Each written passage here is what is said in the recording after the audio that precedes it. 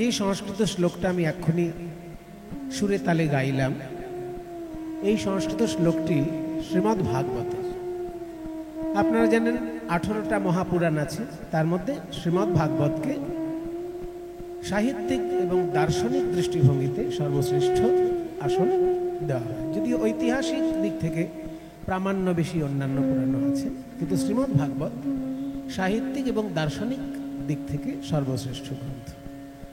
সেই শ্রীমদ্ ভাগবতে শ্রীকৃষ্ণের পরিচয় সম্পর্কে এই শ্লোকটি সম্পর্কে সনাতন গোস্বামী বলেছেন যে প্রতিদিন স্মরণ করা উচিত।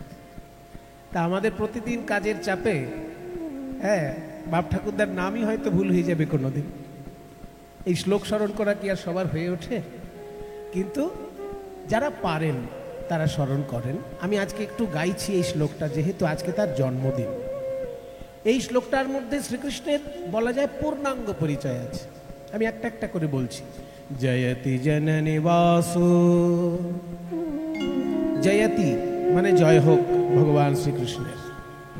তিনি কেমন না জন নিবাস, জনের মধ্যে যিনি নিবাস করেছেন। জন শব্দের অর্থ এখানে আমরা জন শব্দটা বাঙালিরা আমরা মানুষের ক্ষেত্রে ব্যবহার করি, অন্যান্য জীবের ক্ষেত্রে ব্যবহার করি না। যেমন বলি গোপালের জন্মদিন উৎসবে কজন এসেছিল, কয়টি মানুষ এসেছিল, এটা বলা হয় না। ছাগল গরুর ক্ষেত্রে বলি কয়টি গরু এসেছিল, কয়টি ছাগল এসেছিল, কিন্তু মানুষের ক্ষেত্রে কজন মানুষ এসেছে।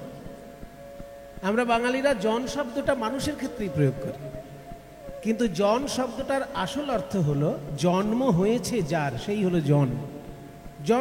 জনন থেকে জন শব্দটা মানে যে জন্মায়, সে মানুষও হতে পারে, পশু পাখি কীট পতঙ্গ বৃক্ষলতা সব হতে পারে। যাদেরই জন্ম আছে সেই হলো জন, অর্থাৎ জীব। তাহলে জয়তি জননিবাস মানে জীবের মধ্যে যিনি বাস করছেন, জীবের হৃদয়টাই যার নিবাস স্বরূপ। জয়তি জননিবাস, এটা তার প্রথম পরিচয়, যে প্রত্যেক জীবের মধ্যে তিনি বাস করছেন। তার দ্বিতীয় পরিচয় কি? দেবকী জন্মবাদ, দেবকীর গর্ভে জন্ম নিয়েছে বলে প্রবাদ। এই প্রবাদ শব্দটা জুড়ে দিল কেন রে বাবা? যদি পরিষ্কার বলতো যে দেবকীর গর্ভে জন্ম নিয়েছে, ঝামেলা মিটে যেত। আবার প্রবাদ বলাতে তো একটা সন্দেহ থেকে যাচ্ছে, খিঁচ ধরিয়ে দিল। আমি আগেই বলেছি শ্রীমদ্ ভাগবত যেহেতু দার্শনিক গ্রন্থ, সেই জন্য দর্শনের দিকটা তার পরিষ্কার রাখছে। বলছে আমি বলবো না দেবকীর গর্ভে তার জন্ম, আমি বলবো দেবকীর গর্ভে জন্ম বলে প্রবাদ। কারণ ভগবানের জন্ম হয় না, ভগবানের যেহেতু জন্ম হয় না, সেই জন্য দেবকীর গর্ভে জন্ম এটা আমি পরিষ্কার করে বলবো না। আমি বলবো দেবকীর গর্ভে জন্ম বলে প্রবাদ। আসলে তার জন্ম বলে কিছু নেই, তিনি জন্মের অভিনয় করেন। মানুষ যখন চোখের সামনে তাকে দেখে তার জন্ম হয়েছে বলে মনে করে। যেমন সূর্য আকাশে আছেই, কিন্তু আমরা ভোরবেলায় যখন দেখতে পাই সূর্যকে, তখন বলি সূর্য উদয় হয়েছে। ঠিক তেমনি ভগবান আগে থেকেই আছেন। তিনি যখন দেবকীর গর্ভের মাধ্যমে প্রকাশিত হলেন, তখন আমরা তাকে আবির্ভাব বলছি। ওই জন্য ভগবানের জন্ম হয় না, তার আবির্ভাব হয়। সেই জন্য ভাগবত বলছে আমার দার্শনিক দিকটা আমি পরিষ্কার রাখবো, বলবো না তার জন্ম, তাহলে অন্য মানুষের সঙ্গে গুলিয়ে ফেলবে।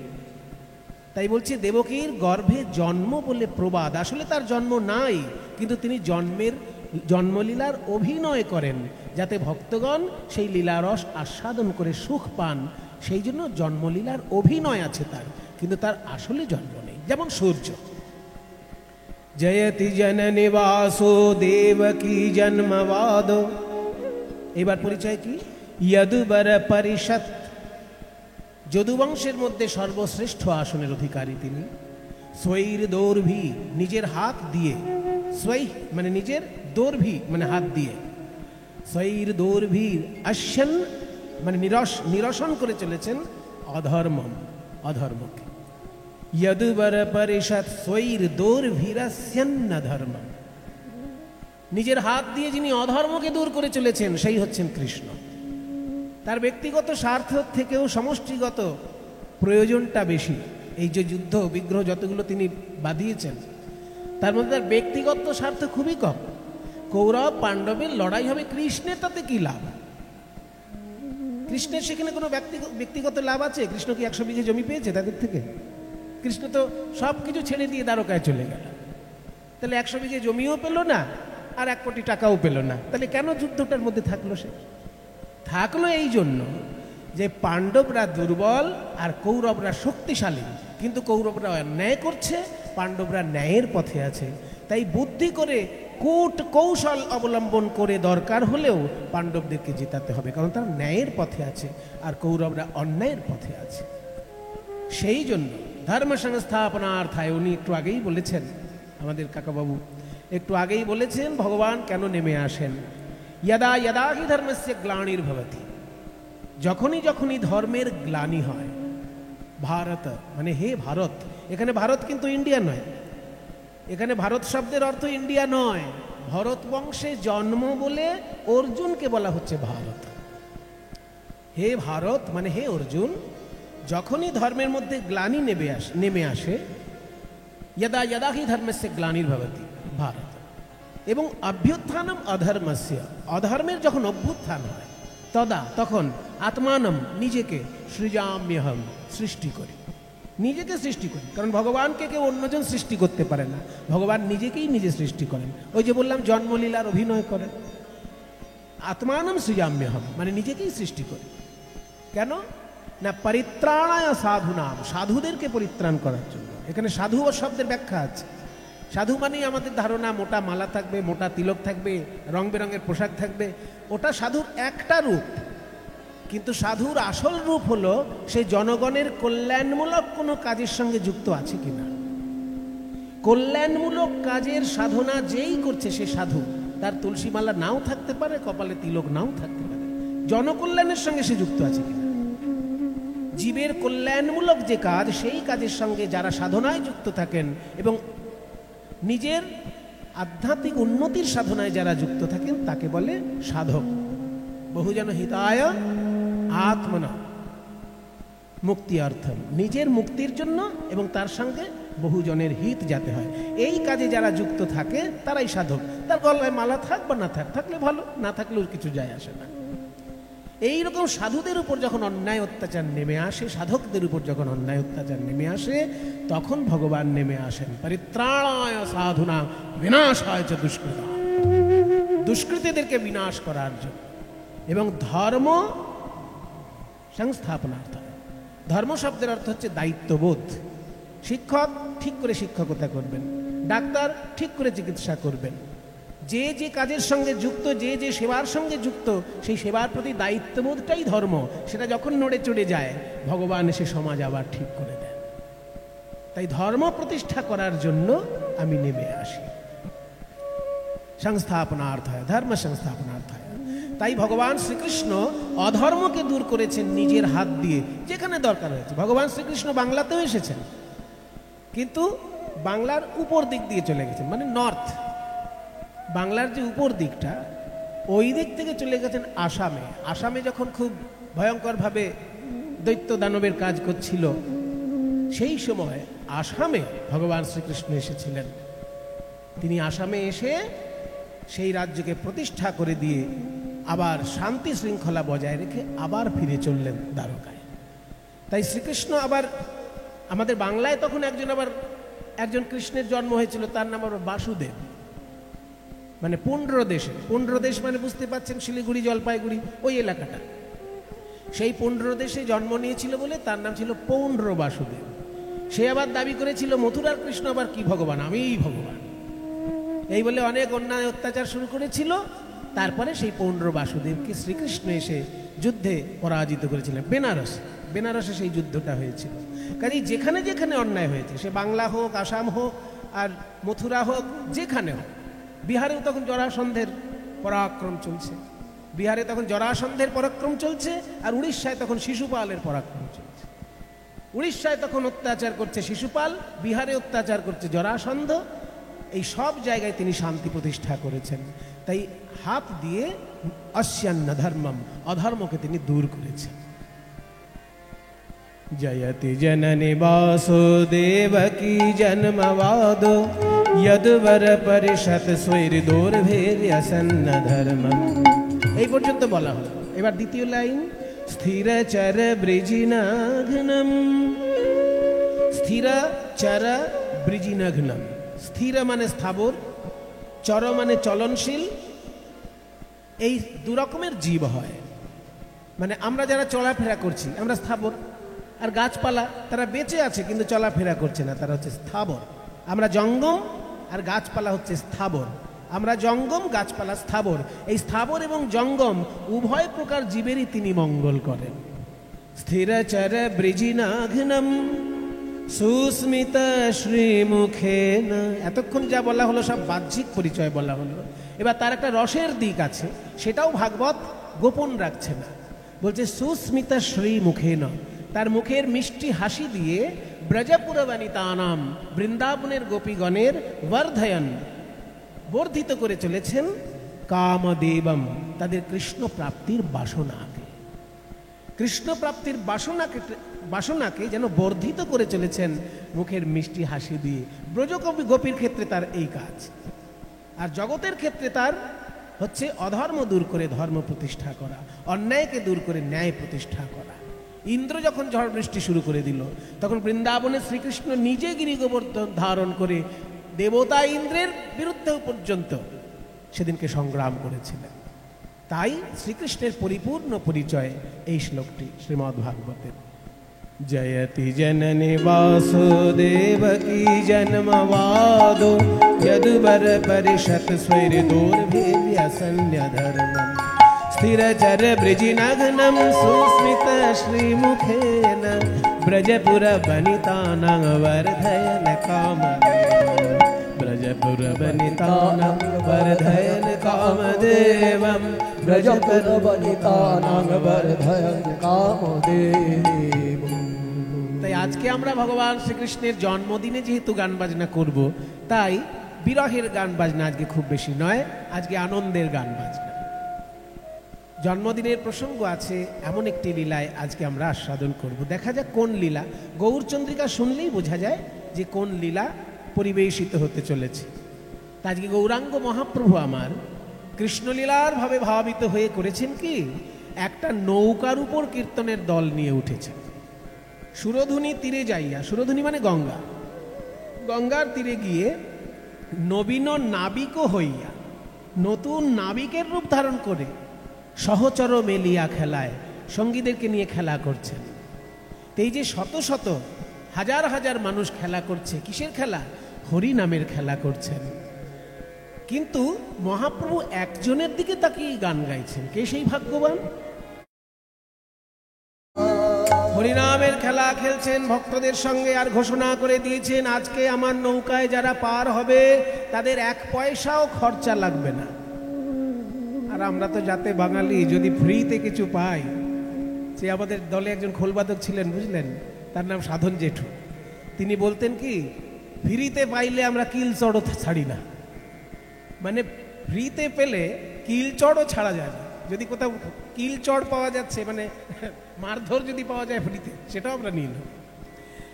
তো যখনই মহাপ্রভু ঘোষণা করেছেন আজকের এই নৌকায় যারা উঠবে তাদের পয়সা লাগবে না, শত শত লোক নৌকায় উঠে ভারী করে দিয়েছে নৌকা, আর তখন ডুবু ডুবু করে না। এবার ক্ষমতার বেশি লোক উঠে গেলে কি করবে? নৌকা ডুবু ডুবু, তার সঙ্গে বহয়ে বিষম বা, আবার ভয়ঙ্কর বাতাস বইছে। তাই দেখি হাসে গোরা। কেন? এত লোকের প্রাণ সংশয়, আর মহাপ্রভু হাসছেন কেন? কেন হাসিছে গোরারায়, হাসিছে গোরারায়, তার সাধের তরি ডুবে যায়। কেন হাসিছে গোরারায়, ওই সাধের তরি ডুবে যায়। কেন হাসে গোরারায়। নিত্যানন্দ মহাপ্রভু তাকে গৌর সুন্দর দাদা বলে ডাকতেন। সেই জন্য নিতাই যখন কথা বলতেন গৌরের সঙ্গে ধমক দিয়ে কথা বলতেন। হ্যাঁ নিমায়, লোকে তোমাকে বলে পণ্ডিত আর আমাকে বলে পাগলা। পাগলা নিতাই বলে, পাগলা গৌর কিন্তু কেউ বলে না।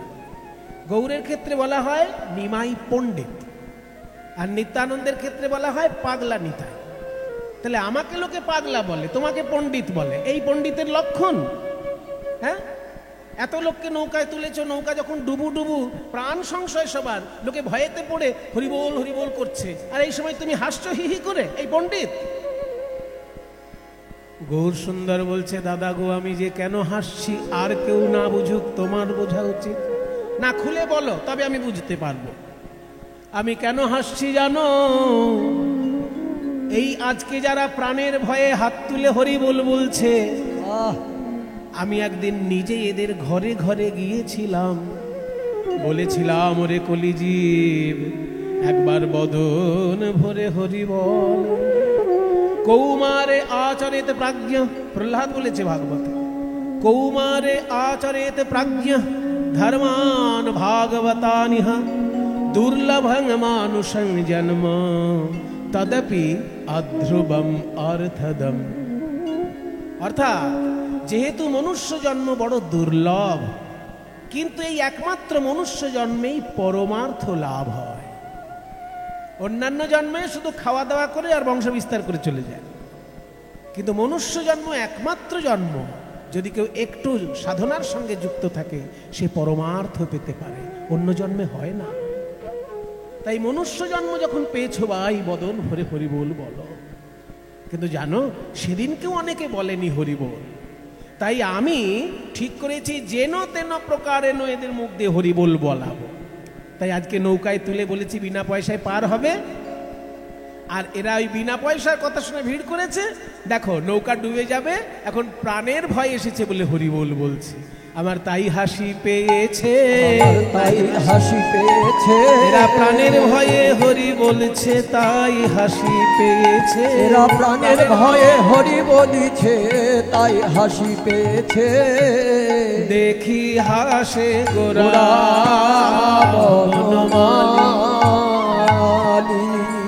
চোখের সামনে যদি কোনো নৌকা ডুবে যায়, তাহলে যারা দূরে থাকে, নদীর পাড়ে থাকে, তারা কি করে? যারা পারে সাঁতার দিয়ে দু চারজনকে বাঁচানোর চেষ্টা করে, আর যারা সাঁতার জানে না তারা হাত তুলে ঠাকুরকে ডাকে যে হে প্রভু, ওই নৌকায় যারা ডুবে যাচ্ছে ওদেরকে রক্ষা করো। ঠিক তেমনি গঙ্গার দুই পাড়ে হাজার হাজার মানুষ তখন হরিবোল হরিবোল বলছে। ওই নৌকায় যারা ডুবে যাচ্ছে তারা যাতে ডুবে না যায় সেই প্রার্থনায়। ঘন ঘন হরি বল কেহ করে উতরল, ঘন হরি বল কেহ করে উতরল। দুকুলে নদী আর লোক দেখে, দুকুলে নদী আর লোক দেখে। আহা ভুবন মোহন নাইয়া দেখি আমি বশ হইয়া, ভুবন মোহন নাইয়া দেখি আমি বশ হইয়া। যুবতী ভুলিল লাখে লাখে, যুবতী ভুলিল লাখে লাখে। দূর থেকে নদিয়া নাগরিকগণ প্রাণ ভরে গৌর হরির এই নৌকা বিলাস দর্শন করছেন, আর তারা বলছেন, নিমাইকে তো পণ্ডিত বলে জানতাম, কিন্তু সে যে আবার এমন সুন্দর নৌকা চালাতে পারে তা তো জানতাম না। আমরা এমন নাবিক দেখি না, আমরা এমন নাবিক দেখি না। জনমিয়ে নবদ্বীপে এমন নাবিক দেখি না, ওই জনমিয়ে নবদ্বীপে এমন নাবিক এমন দেখি নাবিক নাই। আছে বলেও শুনি নাই, এমন নাবিক আছে বলেও শুনি নাই, যার নাম নিলেই পার আছে হয়। বলেও শুনি নাই, নাম নিলেই পার এমন নাবিক হয়। আছে বলেও শুনি নাই, নাম নিলেই এমন পার নাবিক হয়। আছে বলেও শুনি নাই, তার নাম নিলেই পার হয়। এমন নাবিক দেখি নাই। যুবতী ভুলিল লাখে লাখে, যুবতী ভুলিল লাখে লাখে। জগজনচিত চোর গৌর সুন্দর জগজনচিত চোর গৌর সুন্দর যা করে তাহাই পরতে খো, যা করে তাহাই পরতে খো। মানে যা করে তাহাই পরতে খো। পরতে খো মানে প্রত্যক্ষ। এমন নয় যে চৈতন্য মহাপ্রভু 500 বছর আগেই শুধু নৌকায় হরিনাম করে সকলকে উদ্ধার করেছেন, তা নয়। এখনো যেখানে হরিনাম হচ্ছে জানতে হবে চৈতন্য মহাপ্রভুর ইচ্ছা সেখানে পূর্ণ হচ্ছে, হরিনামের দ্বারা জগতের কল্যাণ হচ্ছে, উদ্ধার হচ্ছে, এখনো তারই লীলা ঘটছে। অদ্যাপিহ সেই লীলা করে গোরারায়, কোন কোন ভাগ্যবানে দেখিবারে পায়। লীলায় আজও তো ঘটে ভাই, আজও তো ঘটে ভাই। যেই লীলা করে নদের নিমাই আজও তো ঘটে হে ভাই। লীলা করে নদের নিমাই আজও তো যেই ঘটে যেই ভাই। লীলা করে নদের নিমাই ভাগ্যবানে দেখতে যেই পায়। যেই লীলা করে নদের নিমাই ভাগ্যবানে, যেই যেই লীলা করে নদের নিমাই ভাগ্যবানে, দেখতে যেই যেই পায়। লীলা করে নদের নিমাই ভাগ্যবানে ঘটে ভাই। যা করে তাহাই পর দেখো। কহে দিন রামানন্দে হেন আনন্দ আর কন্দে, কহে দিন রামানন্দে হেন আনন্দ কন্দে। ভাগ্যবান পদকর্তা রামানন্দ তিনি বলছেন মহাপ্রভু নৌকায় বিহার করে জগতের মঙ্গল করছেন হরি সংকীর্তনের মাধ্যমে। কিন্তু আমার দুর্ভাগ্য ভাই, আমি মিছে মায়ার বন্ধনে পড়ে রইলাম, ওই নৌকায় তো আমি উঠতে পারলাম না। বঞ্চিত রহিনু মুই একরে, আহা বঞ্চিত হিনু মুয়া করে বঞ্চিত করে হিনু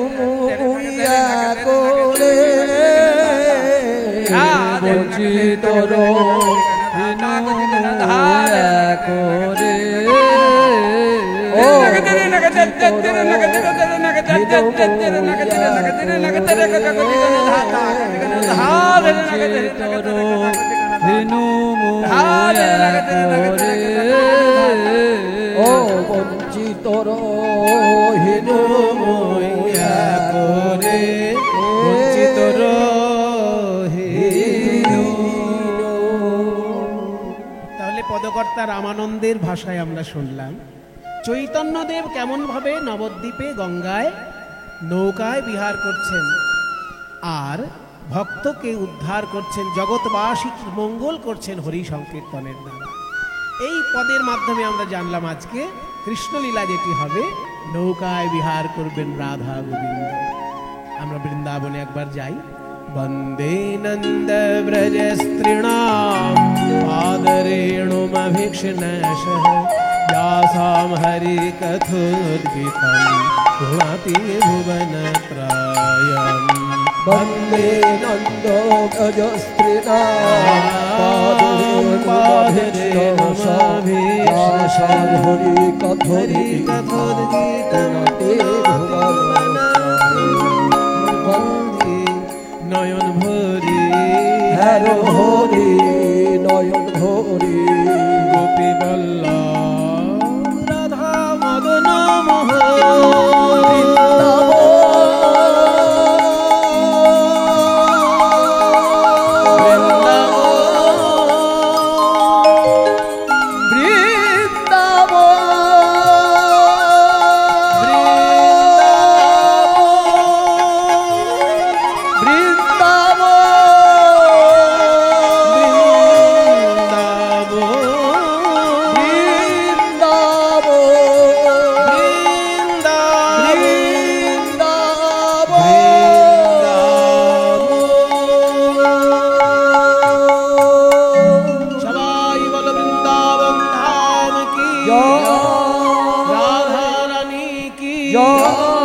गोस्वामी वृंद की निज निज श्री गुरु महाराज की, श्री गोपाल देव जीव की,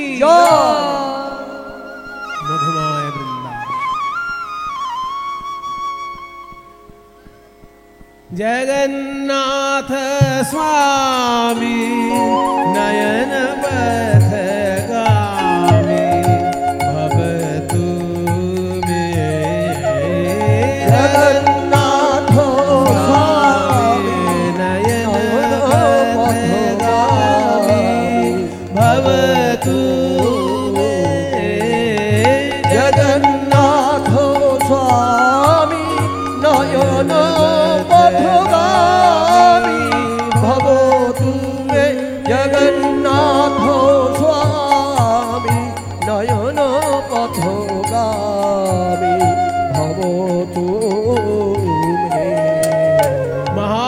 महामधेस्तीरे कनकरुचिरे नीलशिखरे वसन् प्रासादान्तः सहजबलभद्रेण बलिना सुभद्रा मध्यस्थो सकलदेव सेवावसरदो। जगन्नाथ स्वामी नयन पथगामी भवतु मे। जगन्नाथ स्वामी नयन पथगामी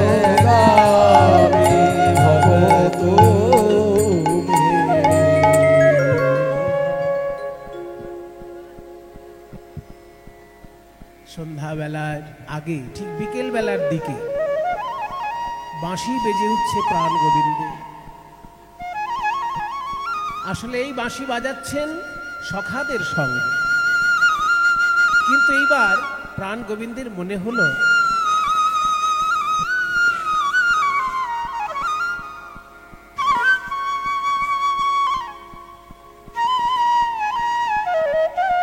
আমার বন্ধুরা আমার মুখের দিকে তাকিয়ে থাকে বাঁশি শুনলে,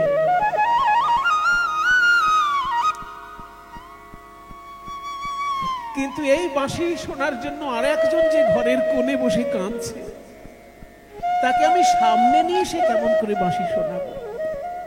তাই শ্রীরাম সুদাম বন্ধুকে বলছে, বন্ধু তুই একটু গরু বাছুর সামলা, আমি একটু যমুনার তীরে ঘুরে আসি।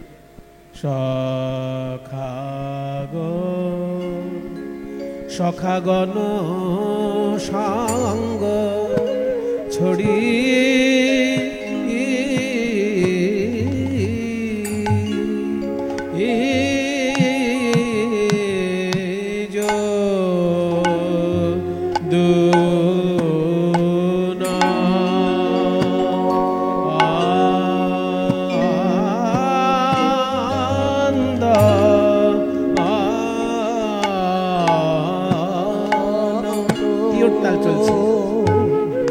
নন্দন রে আহারে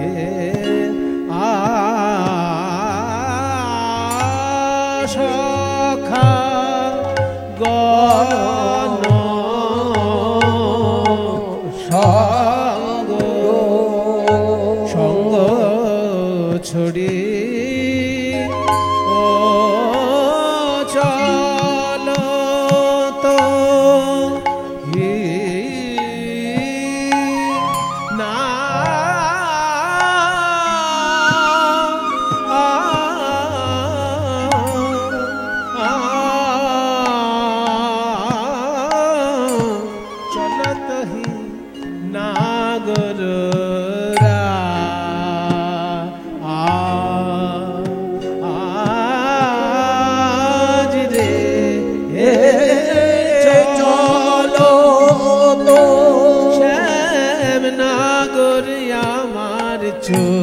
চলিল ওরে যমুনার তীরে আলো করে নাগর আমার চলিল রে যমুনার তীর আলো করে নাগর আমার চলিল যাই রে কত ভঙ্গি করে নাগর আমার চলিল যমুনার তীর আলো করে নাগর আমার চলিল রে যাই রে শোভার বালায় যাই রে নাগর আমার চলিল ভাবিনি মনোরথে চলল বিপিন পথে ভাবিনি মনোরথে চলল বিপিন পথে সাধিতে মনোমথ কাজ আহা মরি রে সাধি নাগর চলিল রে সাধি নাগর চলিল রে সাধি নাগর চলিল রে সাধি নাগর চলিল রে সাধি নাগর চলিল রে সাধি নাগর চলিল রে সাধি রে মনোমথ কাজ রে সখাগণ সঙ্গ ছড়ি মানে বন্ধু বান্ধবের সঙ্গ ত্যাগ করে যদুনন্দন অর্থাৎ শ্রীকৃষ্ণ চলতহি নাগর রাজ নাগরের শিরোমণি প্রাণ গোবিন্দ চলেছেন যমুনার তীরে আলো করে। কেমন ভাবে না ভাবিনী মনোরথে অর্থাৎ মহাভাব স্বরূপিনী রাধারানী তার মনে যেন আরোহণ করে আছেন। চলল বিপিন পথে, বাগানের পথ দিয়ে চলেছে। বাগানের পথ কেন না, রাজপথে গেলে সময় বেশি লাগবে, ওই জন্য বাগানের মধ্যে দিয়ে তাড়াতাড়ি যাচ্ছেন যমুনার তীরে। চলল বিপিন পথে, কেন? সাধিতে মনোমথ কাজ। সেই যমুনায় নৌকা বিলাস করবেন বলে তিনি যমুনার তীরে চলেছেন। যমুনার তীরে এসে দেখছেন এই তো সেই যমুনা। এই যমুনাকে আমি কথা দিয়েছিলাম আমার জন্মদিনে, জন্মাষ্টমী। এই শুভ জন্মাষ্টমীর দিন যখন গভীর রাত, সকলে যখন নিদ্রাচ্ছন্ন, সতর্ক প্রহরী কারাগার দেখছে, কিন্তু তাদের চোখে নেমে এলো মায়া ঘুম। আর কারাগারে জন্মগ্রহণ করলেন দেবকীর গর্ভে ঈশ্বর পরম কৃষ্ণ সচ্চিদানন্দ বিগ্রহ, অনাদিরাদির গোবিন্দ সর্ব কারণ কারণম। জন্মগ্রহণ করেই বললেন বসুদেবকে যে আমাকে নন্দালয়ে রেখে এসো বাবা, তোমার কোনো ভয় নেই, আমার মায়ায় এখন সকলে নিদ্রাচ্ছন্ন, আর দরজা আপনি খুলে যাবে, তুমি রেখে এসো আমাকে। তাই বসুদেব শ্রীকৃষ্ণকে নিয়ে চলেছেন যমুনার তীরে। যমুনার তীরে এসে দেখলেন একই, এই যে উত্তাল তরঙ্গিনী যমুনা, আমি পার হব কেমন করে? থমকে দাঁড়ালো বসুদেব। হে ভগবান, তুমি যখন কাউকে কৃপা করো, একবারও ভেবে দেখো না সে তোমার কৃপা পাবার যোগ্য না অযোগ্য। তুমি আমাকে পিতা করলে, কিন্তু তোমার পিতা হবার আমার যোগ্যতা কোথায়? তোমাকে আমি রক্ষা করতে পারছি কই? এই যমুনা এখন আমি কেমন করে পার হব? ভক্ত যখন ব্যাকুল হয়ে যায়, তার ব্যাকুলতা দূর করার জন্য যোগ মায়া নেমে আসেন। আজকে যোগ মায়া শ্রীগালিনীর রূপ ধারণ করে, মানে একটা শিয়াল হয়ে যমুনা পার হয়ে যাচ্ছে। আর শিয়াল পার হচ্ছে দেখে বসুদেব ভাবলো, মা একটা শিয়াল যদি পার হয় আমি কেন পারবো না? যোগ মায়া কাত্তায়নী শ্রীগাল রূপ ধরি, যোগ মায়া কাত্তায়নী শ্রীগাল রূপ ওই ধরি, যমুনা পার হইয়া যায় অতি তরা করি, ওই যমুনা পার হইয়া যায় অতি তরা করি। বসুদেব মনে মনে ভাবে আমি কেন পারবো না, আমি কেন পারবো না? শ্রীগাল যদি পার হয় আমি কেন পারবো না? শ্রীগাল যদি পার হয় আমি কেন পারবো না? শ্রীগালের পেছনে পেছনে বসুদেব চলেছে শ্রীকৃষ্ণকে নিয়ে।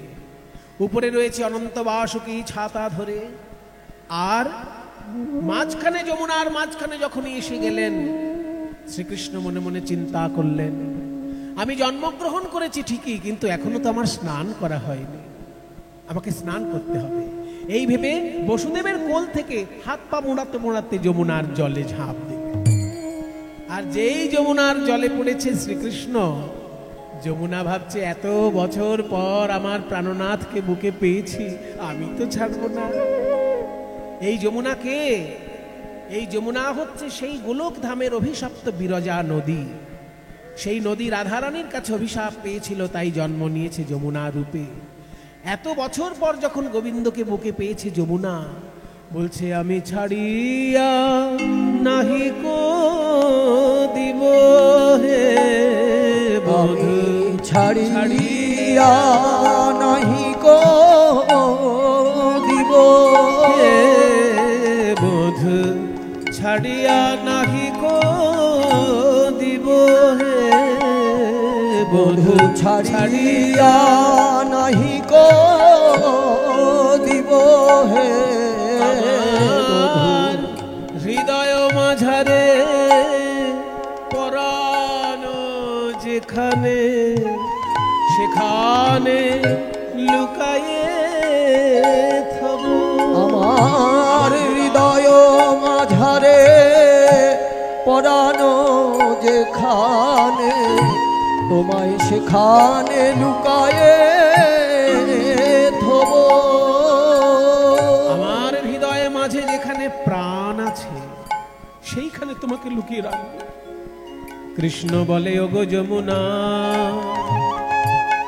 তুমি যদি তোমার হৃদয়ে মাঝে আমায় লুকাই রাখো, তাহলে তো আমার চরণে পুষ্পাঞ্জলি দিতে পারবে না। যমুনা বলে, হে গোবিন্দ, তোমার চরণে পুষ্পাঞ্জলি দিতে নাই বা পারলাম, হৃদয় মাঝে যদি তোমায় রাখতে পারি, আমি নয়ন মুদেও তোমায় দেখতে পাবো। নয়ন মুদেও তোমায় দেখতে পাবো। উপাসনার মূর্তি খানি নয়ন মুদেও দেখতে পাবো। আমার উপাসনার মূরতি খানি, যে মূরতি দিবানিশি ধ্যান করি, আমার সেই উপাসনার মূরতি খানি ওই দিবানিশি ধ্যান করি। আমার উপাসনার মূরতি খানি নয়ন মুদেও তোমায় দেখতে পাবো। শ্রীকৃষ্ণ বলে, যমুনা, তুমি যদি তোমার হৃদয়ে আমায় লুকিয়ে রাখো, তুমি চোখ বন্ধ করলেই আমাকে দেখবে, কিন্তু তুমি তো একা দেখবে।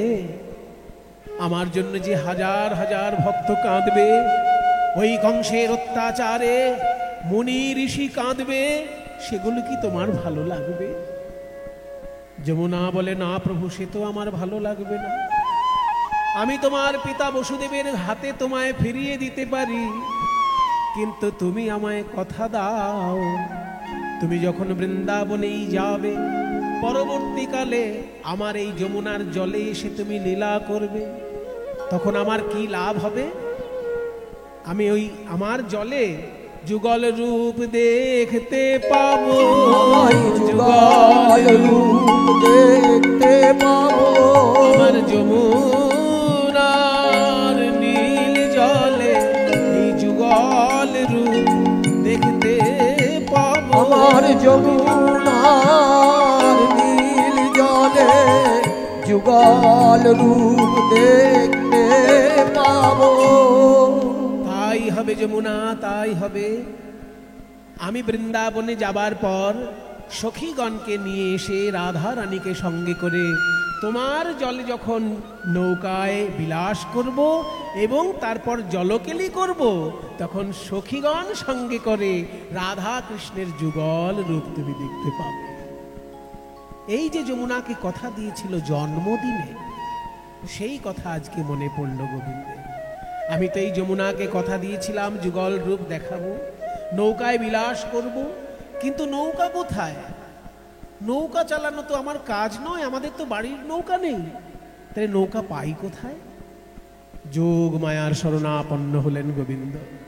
হে যোগ মায়া কাত্যায়নী, মহামায়া, তুমি মানুষের কাছে, কিন্তু আমার কাছে তুমি যোগ মায়া।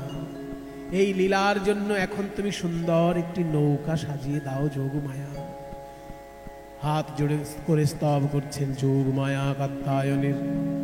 ওম রাত্রিং ব্যাখ্যাদতিং প্রপদ্যে ত্বং স্বাহা ত্বং স্বধা ত্বং হেব ষটকার স্বরাত্মিকা सुधा तुमक्षरी नीत्ये त्रिधा मात्रात्मिका स्थिता अर्धमात्रा स्थिता नित्या यानोच्चार्या विशेषतः त्वमेव सा त्वं सावित्री त्वं देवी जननी परा त्वयैव धार्यते सर्वं त्वयैतत्सृज्यते जगत् त्वयैतत्पाल्यते देवी त्वमतु सन्त्ये च सर्वदा विशिष्टौ सृष्टिरूपा त्वं स्थितिरूपा च पालने तथा संहृतिरूपान्ते जगतोऽस्य जगन्मयी महाविद्या महामाया महामेधा महास्मृतिः महामोहा च भवति महादेवी महाशूली प्रकृतिस्त्वं हि सर्वस्य गुणत्रय विभाषिणी कालरात्रिर्महारात्रिर्मोहरात्रिश्च दारुणा त्वं श्री त्वमेश्वरी त्वं ह्रीस्त्वं बुद्धिरोधलक्षणा लज्जापुष्टिस्तथा तुष्टिस्त्वं शान्तिः शान्तिरेव च खड्गिनी शूलिनी घोरा गदिनी चक्रिणी तथा शङ्खिनी चापिनी बाण भूषुणी परिघायुधा सौम्या सौम्यतराशेष सौम्यभ्यस्त्वति सुन्दरी परापराणां परमा त्वमेव परानं परमा तमेव परमेश्वरी परापरानं परमा तमेव परमेश्वरी परापरानं परमा तमेव परमेश्वरी।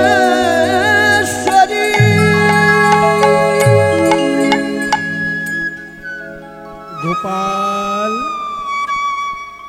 বলো আমি তোমার কি সেবা করতে পারি? মা, জগজ্জননী মা, তুমি এসেছো। এই মুহূর্তে আমার কাছে তো কোনো নৌকা নেই মা। এই যমুনার জলে আমার একটু নৌকা বিলাস করতে ইচ্ছা হয়েছে। তুমি কি আমাকে একটা নৌকা বানিয়ে দিতে পারবে? নৌকা তো দেব, কিন্তু সেই নৌকার কাণ্ডারি কে হবে? কাণ্ডারি আমি হব, তুমি কাণ্ডারি? তাহলে তো যেমন তেমন নৌকা দেওয়া যায় না গোপাল। তুমি যদি হও কাণ্ডারি তবে আমি হব দেহতরী।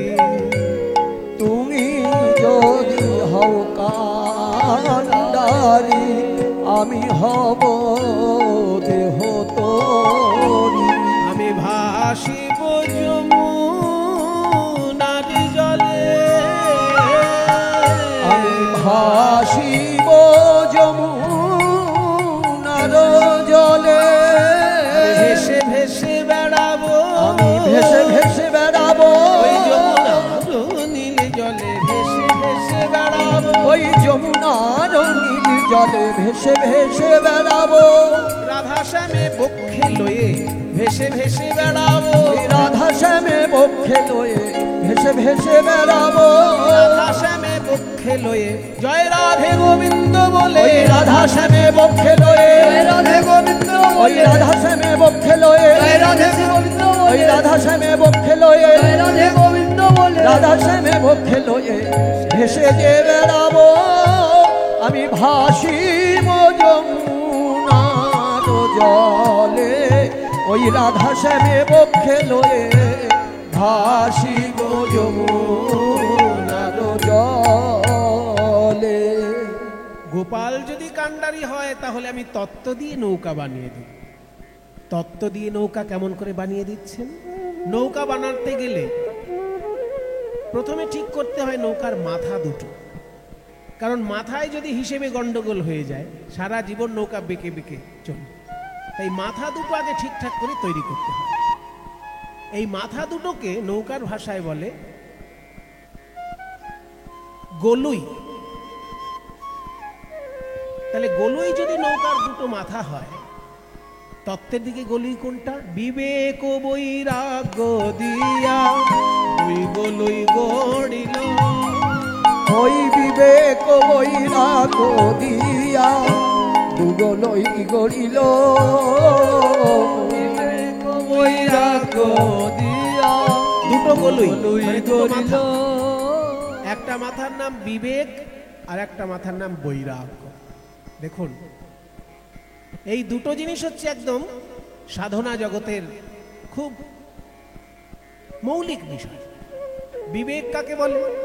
শঙ্করাচার্য পাদ বলেছেন যে নিত্যানিত্য বস্তু বিচার বিবেক। আমরা বিবেক মানে ভাবি সহানুভূতি, কিন্তু বিবেক শব্দের আসল অর্থ সহানুভূতি নয়। বিবেক মানে একটা থেকে আরেকটাকে আলাদা করার ক্ষমতা। আলাদা করার ক্ষমতাকে বলে বিবেক। কোনটা থেকে কোনটা আলাদা করা? না, নিত্য পদার্থ থেকে অনিত্য পদার্থকে আলাদা করা। যেমন আমার দেহটা হচ্ছে অনিত্য, কিন্তু দেহের ভিতরে যে আত্মা সে নিত্য। এই নিত্য পদার্থ আর অনিত্য পদার্থ মিলেমিশে আছে। তার মধ্যে কোনটা নিত্য আর কোনটা অনিত্য এই চিনতে পারার ক্ষমতাকে বলে বিবেক। এইগুলো যদি আগে না হয় তাহলে সাধনা এগোবে কি করে? একটা মাথা হচ্ছে বিবেক আর একটা মাথা হচ্ছে বৈরাগ। বৈরাগ্য কি জিনিস? খুব সহজভাবে শঙ্করাচার্যপাদ বলেছেন বৈরাগ্য কাকে বলে। বৈরাগ্য বলতে তিনি বলছেন বিষয়েষু অনাসক্তি। বিষয়ের প্রতি যখন আসক্তি ত্যাগ করে মানুষ তাকেই বলে বৈরাগ। বিষয় মানে কি? আমাদের সাধারণ লোকের কাছে বিষয় মানে ওই 2 কোটি টাকা ব্যাংকে থাকবে আর 2 বিঘে জমি যদি কলকাতায় থাকে সে খুব বিষয়ী লোক, এরকম ভাবা হয়। কিন্তু বিষয় মানে ওটা নয়, বিষয়ের একটা ক্ষুদ্র অংশ ওটা।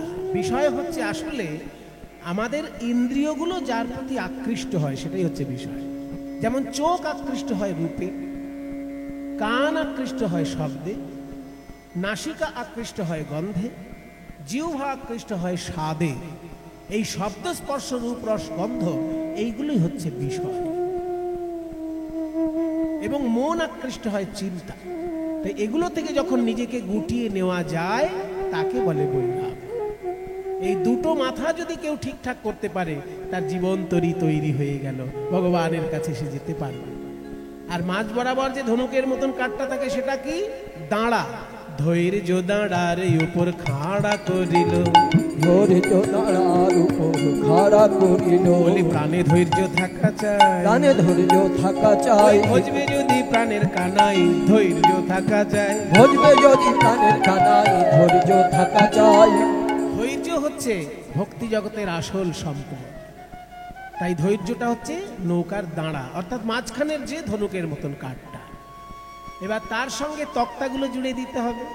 তক্তাগুলো কি? আসক্তির তক্তায়ানি তাহাতে আটিল, তাহাতে আটিল। আসক্তির তক্তায়ানি তাহাতে আটিল, তাহাতে আটিল। আর লালসার পাতাম লোহা তাহাতে মুড়িল, তাহাতে মুড়িল। আর লালসার পাতাম লোহা তাহাতে মুড়িল, তাহাতে মুড়িল। আসক্তি রূপী তক্তা এবং লালসা রূপী পাতাম লোহা দিয়ে নৌকার মোটামুটি খোলটি তৈরি হয়েছে। এবার নৌকার উপর বসতে গেলে তো পাটাতন চাই। পাটাতন মানে যে কাঠের উপর বসা হয়, তক্তার উপর বসা হয়। সেই পাটাতনগুলো পাততে গেলে নৌকায় আড়াআড়ি কিছু বাটাম লাগে। সেই আড়াআড়ি কাঠগুলোকে বলে গুড়া। একটা আদর্শ নৌকায় 9টি গুড়া থাকে। মাঝখানেরটা সব থেকে বড়, তারপর দুদিকের মাথার দিকে যত আড়াআড়ি কাঠ এগিয়ে যাবে তত ছোট হতে হতে যাবে। এই মাঝখানেরটা বড় আর দুপাশে 4টে 4টে করে ছোট, আস্তে আস্তে ছোট হতে থাকে আড়াআড়ি কাঠগুলো। তত্ত্বের দিকে এই আড়াআড়ি কাঠ কয়টি? নববিধা ভক্তি দিয়া 9টি গুড়া দিল, নববিধা ভক্তি দিয়া 9টি গুড়া দিল। নববিধা ভক্তি, নববিধা মানে 9 রকমের। 9 রকমের ভক্তি আছে। প্রহ্লাদ মহারাজ বলেছেন শ্রীমদ্ ভাগবতে, শ্রবণং কীর্তনং বিষ্ণু স্মরণং পাদসেবনম আর্চনং বন্দনম দাস্যম সখ্যম আত্মনিবেদনম। আত্মনিবেদন। এই 9 রকমের ভক্তি। শ্রবণ, আপনারা যে কীর্তন শুনছেন এটা হচ্ছে শ্রবণ ভক্তি। আমরা যে গাইছি কীর্তন এটা দ্বিতীয় ভক্তি, শ্রবণং কীর্তন। বিষ্ণু স্মরণং, যদি কেউ বিষ্ণু স্মরণ করে চিন্তা করে সেটা তৃতীয় ভক্তি। শ্রবণং কীর্তন বিষ্ণু স্মরণং পাদ সেবনম, অর্থাৎ শ্রীবিগ্রহ সেবা বা শ্রীকৃষ্ণের চরণ সেবা। অর্চনম, পূজা। বন্দনম, বন্দনা করা। দাস্যম, ভগবানের দাস মনে করা। সখ্যম, ভগবানের সঙ্গে বন্ধুত্ব তৈরি করা। এবং আত্মনিবেদন, নিজেকে সমর্পণ ভগবানের চরণে। এই 9 রকমের ভক্তি হচ্ছে 9টি আড়াআড়ি কাঠ। তারপরে যেই তক্তা পেতে দেওয়া হলো আসক্তি দিয়ে, পাটাতন তৈরি হয়ে গেল। এইবার নৌকার মাস্তুল চাই, মাস্তুল না হলে তো আর পাল খাটানো যাবে না। তাই যে মাস্তুল, মাঝখানে যে একটা শালকাঠ থাকে বিরাট লম্বা, এই তত্ত্বের নৌকায় ওই মাস্তুল কোনটা? সরলতাই হচ্ছে ভক্তি জগতের মাস্তুল। ভক্তি যে সরলতা, তাই বলছে মাস্তুল, সরলতা সেই মাস্তুল। তাই দিয়ে তার সঙ্গে রাধা নামের বাদাম জুড়ে দেওয়া হলো, নৌকা তৈরি হয়ে গেল। সরল সুবুদ্ধি দিয়া মাস্তুল গড়িল, ওই মাস্তুল গড়িল, সরল সুবুদ্ধি দিয়া মাস্তুল গড়িল, মাস্তুল গড়িল। রাধা নামের বাদাম তাহে উড়াইয়া দিল, উড়াইয়া দিল, রাধা নামের বাদাম তাহে উড়াইয়া দিল, উড়াইয়া দিল। তাহলে মাস্তুল বাঁধা হলো, তাতে পালও খাটানো হলো। কিন্তু পাল খাটাতে গেলে যে দড়িগুলো বাঁধতে হবে, ওই পালের কাপড়টার সঙ্গে লম্বা লম্বা দড়ি নৌকার কানায় কানায় বাঁধা থাকে। কানায় কানায় বাঁধা থাকে বলে দড়িটার নাম কানি দড়ি। তাহলে তত্ত্বের দিকে সেই দড়িটা কি? সাধু সঙ্গ কানি দড়ি চৌদিকে বাঁধিল, সাধু সঙ্গ কানি দড়ি চৌদিকে আটিল। এবার জয় রাধে শ্রী রাধে বলে নৌকা চলিতে লাগিল, জয় রাধে শ্রী রাধে বলে নৌকা চলিতে লাগিল। এইভাবে সৃজিল তরণী খানি প্রবাল মুকুতায়ানি, সৃজিল তরণী খানি প্রবাল মুকুতায়ানি। তত্ত্ব দিয়ে নৌকা সাজালে তো আর সাধারণের দৃষ্টি আকর্ষণ হবে না। তাই বলছে মা যোগমায়া, এবার তুমি মণিমুক্ত দিয়ে নৌকাটাকে সাজিয়ে দাও। সৃজিল তরণী খানি প্রবাল মুকুতায়ানি, মানে প্রবাল দিয়ে, মুক্ত দিয়ে, চুনি পান্না দিয়ে নৌকা সাজানো হচ্ছে। সৃজিল তরণী খানি প্রবাল মুকুতায়ানি, সৃজিল তরণী খানি প্রবাল মুকুতায়ানি। মাঝে মাঝে হীরার গাথুনি, মাঝে মাঝে হীরার গাথুনি। আহা শিখি পুচ্ছে গুঞ্জা ছড়া রজত কাঞ্চনে মোড়া, শিখি পুচ্ছে গুঞ্জা ছড়া রজত কাঞ্চনে মোড়া। কেরোয়ালে রজত কিঙ্কিনি, কেরোয়ালে রজত কিঙ্কিনি। মানে দাঁড় এবং হাল, দাঁড় এবং হাল যেগুলো তৈরি হয়েছে তার মাথায় ছোট ছোট ঘন্টা বাঁধা আছে, রূপোর ঘন্টা। সেই ঘন্টাটাকে কিঙ্কিনি বলছে। তো কিঙ্কিনির আওয়াজ কিরকম হচ্ছে? কিঙ্কিনি কিঙ্কিনি কিঙ্কিনি। কিঙ্কিনি ঘন্টাটার নাম। আসলে ঘন্টাটা যেন বলতে চাইছে কিঙ্কিনি, কিঙ্কিনি। কি কিনবো, কি কিনবো? রাধা কিনবো না শ্যাম কিনবো? কিঙ্কিনি বাজিছে, কিঙ্কিনি বাজিছে, কিকিনি কিকিনি বলে কিঙ্কিনি বাজিছে, কিকিনি কিকিনি বলে কিঙ্কিনি বাজিছে। রাইকিনি না শ্যাম কিনি? কাকে রাখি আর কাকে কিনি? তখন ভক্তি জগৎ বলছে, শোনো, ওই যে আজকাল মাঝে মাঝে দেখা যায় না, একটা কিনলে আর একটা বিনামূল্যে পাওয়া যায়। তাই ভক্তি জগৎ সিদ্ধান্ত করেছে, যদি রাধাকে কেউ কিনতে পারে, কৃষ্ণকে সে বিনামূল্যে পাবে। তাই কিঙ্কিনি সিদ্ধান্ত নিল, কিনবই আমি রাধার মন, পাবই আমি রাধার মন। কিনবই আমি রাধার মন, তাহলে পাবো আমি রাধারমন। রাধারমন মানে কৃষ্ণ। কিনবই আমি রাধার মন, তাহলে পাবো রাধারমন। কারণ রাধার মনেই রাধারমন আছে, পাবো রাধারমন। রাধার মনে রাধারমন আছে, পাবো রাধারমন, মনে রাধারমন আছে। কিনবো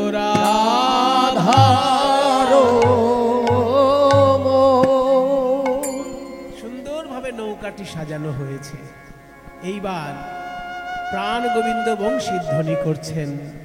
ব্রজগোপীর কানে গিয়ে যেন শ্রীকৃষ্ণের বাণী শুনিয়ে দেয় ওই মধুর মুরলী।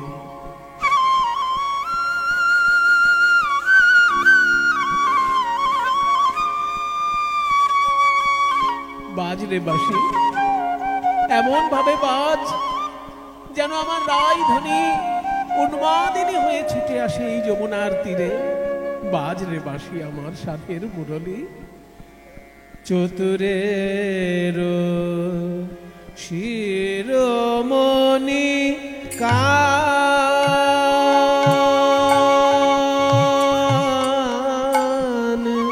চতুরের শিরোমণি কান,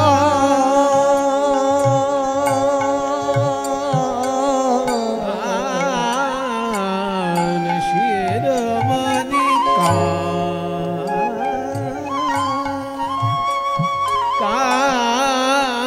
চতুরের শিরোমণি চতুরের শিরোমণি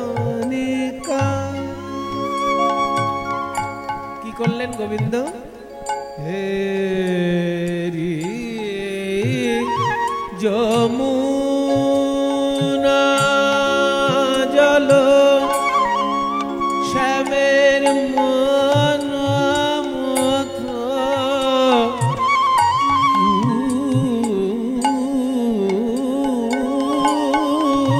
থলল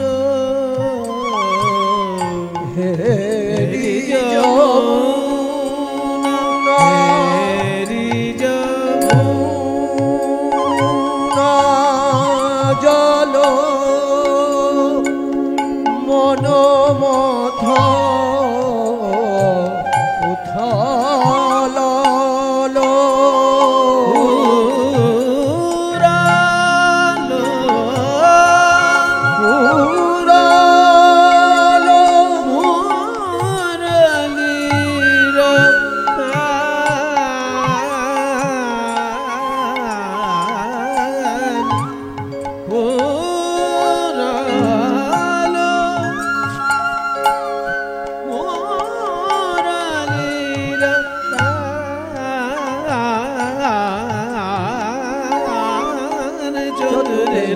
শিরোমণি কান,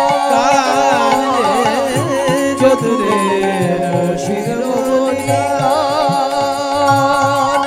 রে চতুরের শিরোমণি কান,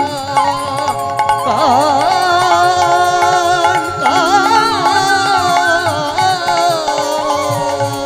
রে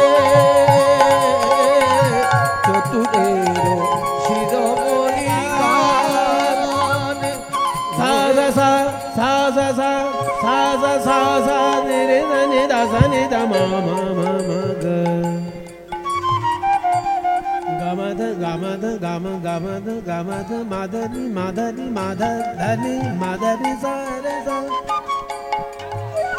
সা রে রে সা দা নি মাধা মা গ নি নি নি নি নি ধা মা গ দা দা দা দা মা গ মা মা মা মা গ রে সা সা নি রে রে সা গ গ মা গ গ গাবধনি সা রে নি সা দা নি মা দা গা চতুরের শিরোমণি কান, কান রে চতুরের শিরোমণি কান, রে চতুরের শিরোমণি কান,